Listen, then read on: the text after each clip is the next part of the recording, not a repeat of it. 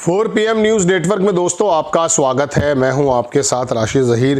KGP cockroach जनता party का उधम पूरी दुनिया में मच रहा है।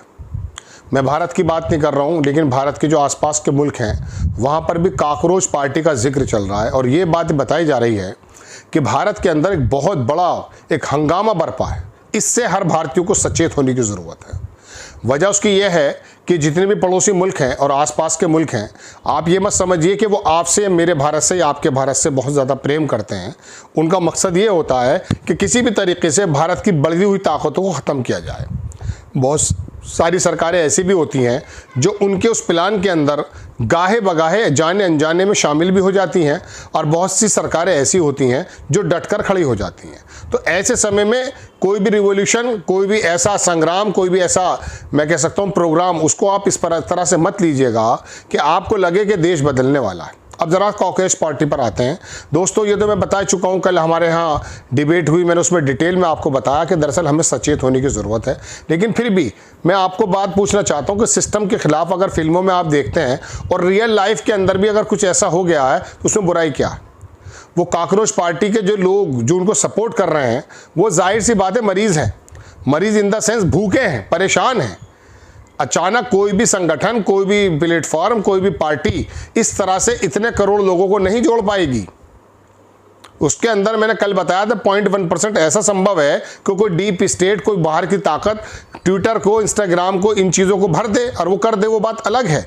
लेकिन अगर ऐसा नहीं है और ये वाकई ऑथेंटिक सब्सक्राइबर हैं तो इसका मतलब यह है कि उन्होंने मोदी की सत्ता को दरकिनार कर दिया है।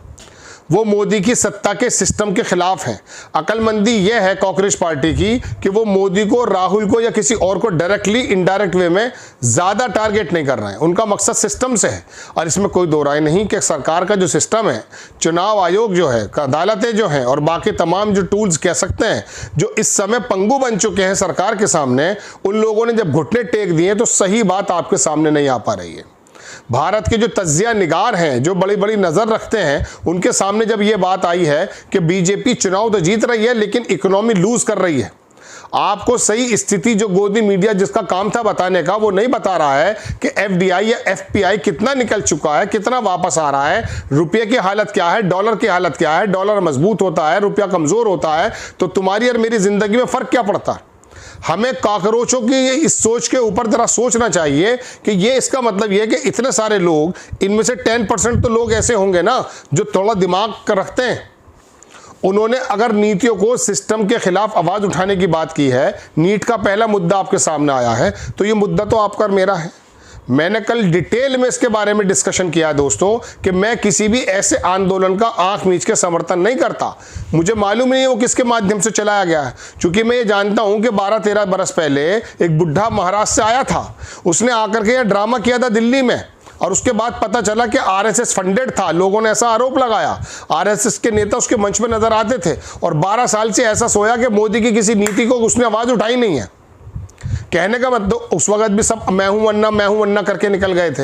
एक्चुअली बात यह है कि आप बहुत सारे दुनिया के लोग ऐसे होते हैं दोस्तों। पहली बात तो मैं आपको बता दूं, जो बाकायदा सर्वे में 4% लोग दुनिया को चलाते हैं। 96-94% लोग तो अपनी राय रखने के काबिल भी नहीं होते। यही टीवी के बागड़ बिल्ले आकर के बात करते हैं, उस पर डिस्कशन करते हैं, ऑफिस के अंदर बैठे हुए अंधभक्त और खुले दिमाग का आदमी और वामपंथी। ये लोगों के बारे ये किताबें पढ़ना भूल गए, इनको मालूम नहीं है कि दुनिया में चल क्या रहा है। ये सिर्फ टीवी देखते हैं, रात को प्रोग्राम देखते हैं और सुबह को आकर के ऑफिसों में बातें करने लगते हैं। इसमें कोई दो राय नहीं है। जिसका काम था गोदी मीडिया का कि आपको पूरी स्थिति सही बताए, वही बता नहीं रहा है। अब काकरोच पार्टी के बारे में बताया जा रहा है, क्योंकि सरकार को थोड़ा सा खतरा महसूस होने लगा है कि यार ये जो राय है, हमने चुनाव आयोग के जरिए अगर इस राय को ख़त्म भी कर दिया था, हमें मालूम था ज़मीन पर क्या हालात हैं। निर्मला सीतारमण के हस्बैंड की वो बात याद रखिए कि इस चुनाव से पिछले चुनाव में उसने कहा कि 79 सीट्स बेईमानी से जीती गई हैं।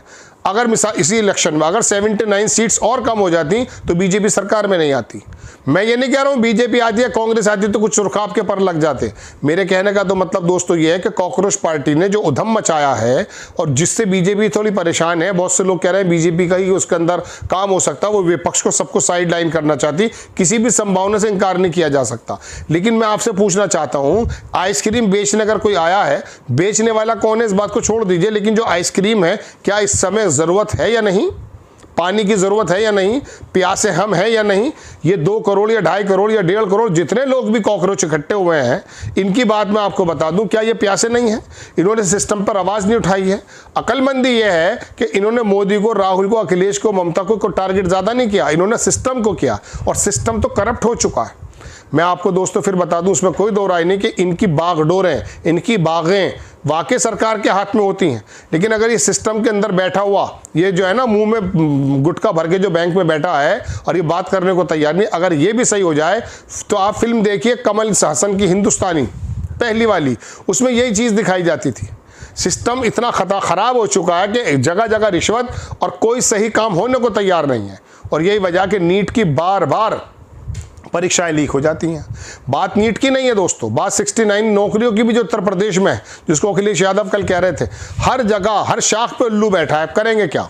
तो इस सिस्टम के खिलाफ भी होना जरूरी है। अब इस सिस्टम को चलाने वाले दरअसल ये पार्टी के लोग हैं। अब मोदी को अगर कोई गलत कह देता है तो जो मोदी के प्रशंसक हैं वो कहें ये तो गलत आदमी है, ये तो ISIS का है, मुस्लिम लीग का है। अब अगर असदुद्दीन को कोई गलत कह देता तो ये कह देते हैं कि साहब ये तो अंधभक्त है। पर प्रॉब्लम ये हो गई है कि जैसे किसी नेता का ठप्पा माथे पे लगाएंगे आप, आपकी सोच नजर आएगी। अब टीवी के अंदर कहना भी शुरू कर दिया कि ये जो आदमी है वो आम आदमी पार्टी का है, तो इसमें कोई दो राय नहीं कि उसके क्लू नजर आए तो, लेकिन आम आदमी अगर पार्टी का है भी तो दिक्कत क्या है? शीला दीक्षित ने जो काम किए थे कोई जबरदस्त काम है, मैं उसका प्रशंसक रहा हूं, लेकिन आम आदमी ने आके एक विकल्प तो दिया था ना। दिल्ली के अंदर 10 साल जो उन्होंने सरकार चलाई, 15 साल जितनी भी सरकार उन्होंने चलाई है, शानदार सरकार चलाई, नहीं आम आदमी को फायदा पहुंचा, लेकिन वो रुमाल जो नाक पे रखने वाला एक वर्ग है वो आम आदमी को पसंद नहीं करता था। पंजाब में बिला वजह, उसके अंदर भी मैं कह रहा हूं ना, ये सिस्टम के जब लोग आएंगे वो बेईमान भी होंगे, अच्छे भी होंगे, लेकिन कांग्रेस और बीजेपी के अलावा एक विकल्प तैयार हुआ था ना केंद्रीय लेवल पर, और केजरीवाल ने या आम आदमी पार्टी ने दिया था। अब वो कैसे, अब आप सोचते हैं फरिश्ते उतर आएंगे, फरिश्ते नहीं आएंगे, चूंकि हर आदमी लालच से भरा हुआ होता है, उसको कहीं ना कहीं कोई 1000 पे लालच छोड़ देता है, कोई 10 लाख पे छोड़ देता है, हो जाता है सबके साथ। लेकिन बात यह सिस्टम का साफ होना जरूरी। कॉकरोच पार्टी से फिलहाल बीजेपी डर रही है, उसका मतलब यही है कि ये जो वेव्स निकली है, इसका मतलब यह है कि लोग हमारी पॉलिसीज से, हमारी नीतियों के खिलाफ हैं। हम जो हिंदू मुस्लिम बार बार करके लड़ाते रहते हैं, योगी आदित्यनाथ और बिस्वा, शुभेंदु अधिकारी, तमाम लोग इस तरह की बात कर रहे हैं, इससे ऊब चुके हैं। ये बात दीगर है कि चुनाव आयोग की वजह से जैसा आरोप लगते हैं, वो बताते ही हैं कि हमें पुकारा जा रहा है। नोटबंदी की, उसके बाद देखिए हम चुनकर आ गए, हमने GST लगाई, उसके बाद हम चुन के आ गए, कोविड लगाया हमने, उसके बाद हम चुन के आ गए। अबे चुन के तो आप इसलिए आते हो चूंकि 10, 15, 20% तो आपके पास है ही, सन 80 से ही आपके पास है। वो तो मैं तो कह रहा हूँ जनसंघ के समय से आपके साथ है। वो आपको 5-10% के फर्क पड़ता है, वो टूर इकट्ठा हो जाता है, वो कभी बेईमानी हो जाती है, कभी SIR हो जाता, कभी कुछ हो जाता, कभी कुछ हो जाता, और बाकी एडमिनिस्ट्रेशन के अंदर लोग भरे हुए। तो कॉकरोच पार्टी का दरअसल दोस्तों मैंने बात आपके सामने रखने की कोशिश ये की है कि ये चाहे कोई भी है, लेकिन फिलहाल जो ये एक प्रोडक्ट बेच रहे हैं वो आपके और मेरे फायदे का या नहीं। अगर इतने बड़े आप आंख देखने वाले, मैं भी कह रहा हूं कि हम खुद इस नज़र से देखते हैं, शक की निगाह से, ये बाहर की जो कंपनीज आकर के धर्मार्थ का काम थोड़ी कर रही हैं। बड़ी आसानी से आप जो है दुनिया के बार के प्रोडक्ट पहनते हैं या नहीं पहनते। इसने देश का वाला है या देश के बाहर है, इसने एक प्रोडक्ट रखा है जो तुम्हारी मेरी ज़रूरत है या नहीं, और बीजेपी इससे जो है बहुत ज़्यादा कलमलाई हुई है। जय हिंद।